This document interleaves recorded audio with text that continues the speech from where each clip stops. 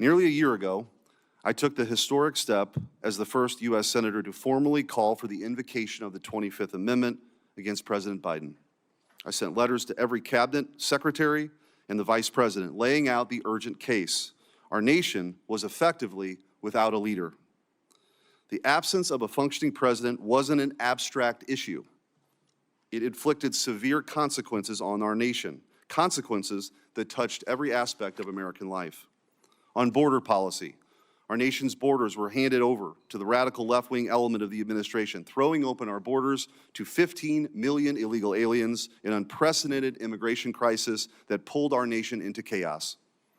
On foreign policy, haphazard and reckless decisions placed our warfighters in jeopardy, escalated conflicts around the globe, and led to a catastrophic humiliation on the world stage that claimed the lives of 13 American soldiers, including one Missourian, during the disastrous withdrawal from Kabul. On the economy, rampant inflation drove up the cost of life's essentials, making them unaffordable to countless hardworking families. In the realm of culture, the regime censored free speech, closed down churches, targeted traditional Catholics and parents at school board meetings, and let an unelected class of left-wing radicals degrade, attack, and lie about our history and our heritage. A poisonous anti-Western, anti-American ideology that had once been confined to elite university classrooms suddenly became the official White House policy. All of this was done not in isolation. It was sustained, defended, and covered for by an alliance of elite institutions, from the media to the so-called expert class to big tech to the federal bureaucracy itself. When we speak of collusion among elites, or the so-called deep state, we're accused of being conspiracy theorists. But this was no theory. It was plain and overt, out in the open for everyone to see. For 4 years, we had a president who could barely string together coherent sentences after 6 p.m. Yet, this glaring fact went unreported, undiscussed, and unaddressed. Why? Because the Democrat Party, corporate media, federal bureaucracy, and big tech companies collaborated to conceal the truth from the American people, not out of ignorance, but because it advanced their own interests.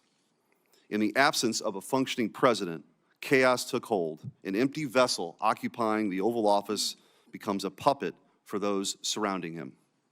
Many elected officials, including some in this chamber, have used auto pens, a mechanical device that replicates a signature.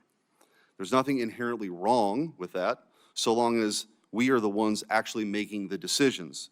But under President Biden, the auto pen became a troubling symbol, a symbol of an absentee president and an executive branch directed by nameless, faceless aides that no one outside of Washington, D.C. had ever heard of and no one ever voted for. It was the auto pen presidency, a government run by committee rather than a leader chosen by the American people. By contrast, love him or hate him, we all know President Trump is in command of his presidency, and he is the one calling the shots. It is plain as day that President Trump is actively making the decisions, whether announced via Truth Social or signature. Under President Biden, that transparency and certainty evaporated. We cannot confidently say that the decisions bearing his signature were the will of the president or his Politburo. That goes doubly for his social media posts, including his decision to drop out of the 2024 presidential election.